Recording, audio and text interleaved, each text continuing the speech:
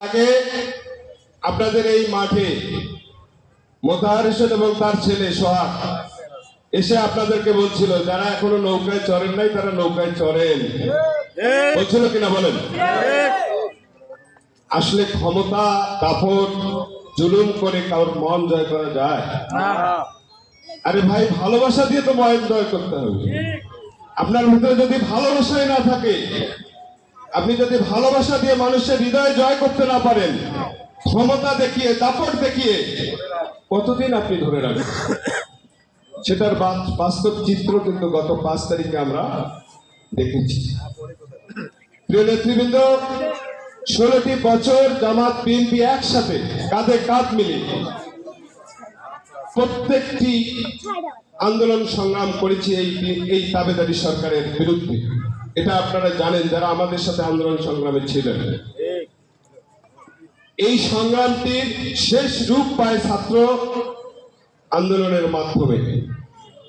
আমাদের একটি চেয়ারম্যান জনাব তারেক রহমান লন্ডনে থেকে প্রত্যেকটি প্রোগ্রামে প্রত্যেকটি আন্দোলনে তার মুখ্য ভূমিকা রেখেছেন। প্রত্যেকটি বিষয়ে উনি তার পরামর্শ প্রদান করেছেন, কোথায় কোন ভাবে আন্দোলন করলে এই সরকারকে পতন ঘটানো সম্ভব।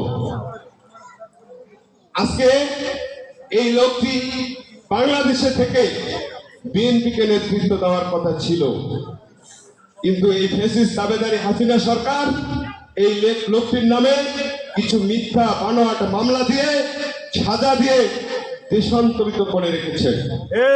প্রিয় নেতৃবৃন্দ, আপনারা জানেন দীর্ঘদিন আমাদের মাতা, আমাদের সংগঠনের মা, আমাদের এদেশের মা, যাকে আমরা বলি আপসহীন নেত্রী বেগম খালেদা জিয়া 2 কোটি টাকার একটি মামলায় তাকে সাজা দিয়ে রাখলো। সেই 2 কোটি টাকা এখন কিন্তু 7 কোটি টাকায় রূপান্তরিত হয়েছে। 2 কোটি টাকা ইতিমের টাকা, এই টাকা আত্মসাৎ করবে শহীদ প্রেসিডেন্ট জিয়াউর রহমানের স্ত্রী। এটাকে আপনাদের বিশ্বাস হয়? এটা বাংলাদেশের কোন মানুষ বিশ্বাস করে না ভাইয়েরা। তারপরেও এরকম একটি মিথ্যা বানোয়াট মামলা দিয়ে আমাদের মাকে দীর্ঘদিন কারাগারে রাখা হয়েছে। প্রিয় নেতৃবৃন্দ, আমরা কৃষক দলের মানুষ, কৃষক দল করি। কৃষক দলের কিছু কথা আপনাদের মাঝে আমি তুলে ধরতে চাই। বিগত 15টি বছর আওয়ামী লীগ সরকার ক্ষমতায়, এই অঞ্চলের কৃষক কি সুবিধা পেয়েছে সেটা আমরাও জানি। যা পেয়েছে তা ওই আওয়ামী লীগের তাবেদার দালাল যারা তারা পেয়েছে, আওয়ামী লীগের বেদাত্তা যারা তারা পেয়েছে। আমরা সাধারণ কৃষক কিছুই পাইনি ভাইয়েরা। আমার এই মা বোনেরা যেটা পাওয়ার কথা, এনারা সেলাই প্রশিক্ষণ পাওয়ার কথা, সেলাই মেশিন পাওয়ার কথা, এনারা গাভী পালনের উপর প্রশিক্ষণ পাওয়ার কথা, গাভীর উপরে ঋণ পায়ে তারা ওই ঋণের টাকা দিয়ে গাভী কিনে গাভী পালন করার কথা। আপনারা কি কেউ পেয়েছেন মা বোনেরা? না। এনাদের ছাগল পালনের উপর প্রশিক্ষণ হওয়ার কথা ছিল। আমার মনে হয় এখানে যে মা বোনেরা আছে, কি মা বোনেও ছাগল পালনের প্রশিক্ষণ পায়নি। আমাদের গবাদি পশুর উপরে যে প্রশিক্ষণ গুলো হওয়ার কথা, সেগুলো তালিকা করে সোহাগ ভাই, সেই সোহাগ ভাই এখন কোথায়? মানুষ কতটা খারাপ হইলে নিজের বাড়ি ভিটা ছেড়ে দেশ থেকে পালিয়ে যেতে হয়। এদেশের মানুষের সাথে তাদের আর কোনো যোগাযোগ নেই। আপনাদের এই বোটেরহাট বাজারে আওয়ামী লীগের কোন নেতা কর্মীকে আপনারা চোখে দেখেন? না। যদিও 2-4 জন দাঁড়ায়, সেটাতে সঙ্গ দেয় আমাদের বিএনপির লোক। আপনারা সাবধান হয়ে যান। বিএনপির কোন নেতা কর্মী যদি কোন আওয়ামী লীগের লোককে সঙ্গ দেন, এটারও বিচার কিন্তু হবে। আমাদের এই অঞ্চলের অভিভাবক অধ্যক্ষ আসাদুল আবিদ দুলু ভাই সতর্ক করে বলেছেন, আমরা তাদের মতো হতে চাই না, কিন্তু তারা যারা অন্যায় করেছে, তারা যে অত্যাচার আমাদের প্রতি করেছে, সেটা আমরা কখনো ভুলে যাইনি। প্রিয় নেতৃবৃন্দ, আমরা মানবিক একটি বাংলাদেশ করতে চাই। আমাদের একদিন চেয়ারম্যান তারেক রহমানের স্বপ্ন, শহীদ প্রেসিডেন্ট জিয়াউর রহমানের আদর্শ যাদের বুকে আছে, তারা এই আদর্শটাকে লালন করতেছেন, তারা অবশ্যই তারেক রহমানের কথার বাইরে কোনো কাজ করবেন না। তারেক রহমান যে নির্দেশনা দিয়েছে আমাদের এই অঞ্চলের অভিভাবক অধ্যক্ষ আসাদুল হাবিব দুলু ভাই সেই নির্দেশনা বাস্তবায়নের লক্ষ্যে আমাদের সাথে কাজ করতেছেন।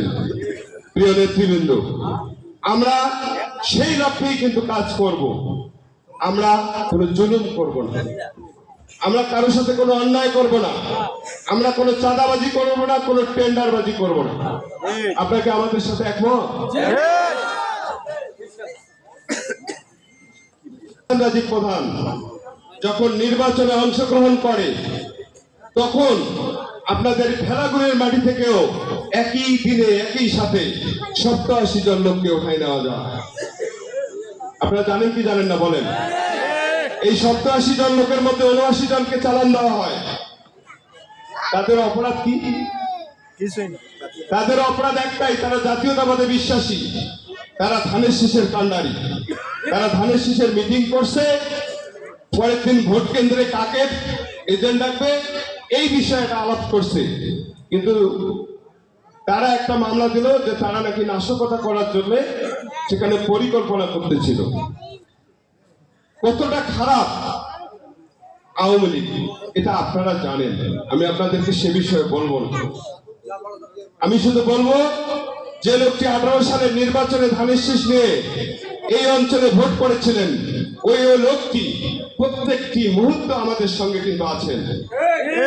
আপনারা জানেন ওই লোকটি আমি দেখেছি, আমার দেখা, যখন বন্যা কবলিত এলাকায় উনি ত্রাণ নিয়ে গিয়েছেন, উনি শীতার্ত মানুষের মাঝে কম্বল বিতরণ করেছেন, উনি প্রত্যেকটি পরিবারে যেখানে যার যে অবস্থায় যে মামলা হয়েছে প্রত্যেকটি মামলায় নিজ অর্থ এনে তাদেরকে জামিন করিয়েছেন। বলেন ঠিক কিনা? আজকে সেই লোকটার বিরুদ্ধে যদি কেউ ষড়যন্ত্র করে, সেই লোকটার কথা যদি কেউ বাড়িতে বাড়িতে গিয়ে না বলে, তাহলে সেজন্য আমি মনে করি যে আমরা অনেকটা কিন্তু দায়ী।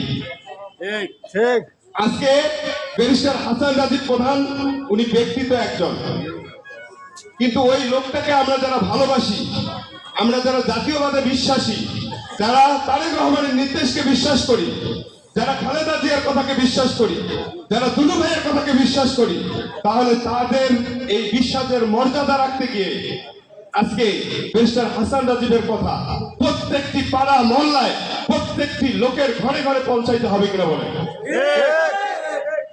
আজকে যদি আমরা তার কথা না বলি, আপনি না বললে, আমরা গ্রামের ভাষায় মায়েরা একটি কথা বলে যে সন্তান যদি না কাঁদে কোনো মা নাকি দুধও দেয় না।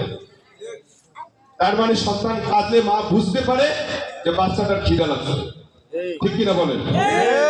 তাহলে আমরা যদি না কাঁদি, আমরা যদি সাধারণ মানুষের কাছে গিয়ে না বলি যে ভাই বিএনপি একটি ভালো দল, বিএনপি একটি মানবিক দল, যে দলে কোনো দুর্নীতিবাজের জায়গা থাকবে না, যে দলে কোনো চাঁদাবাজি থাকবে না, কোনো টেন্ডারবাজি থাকবে না, আপনারা সেই দলে ভোট দেন।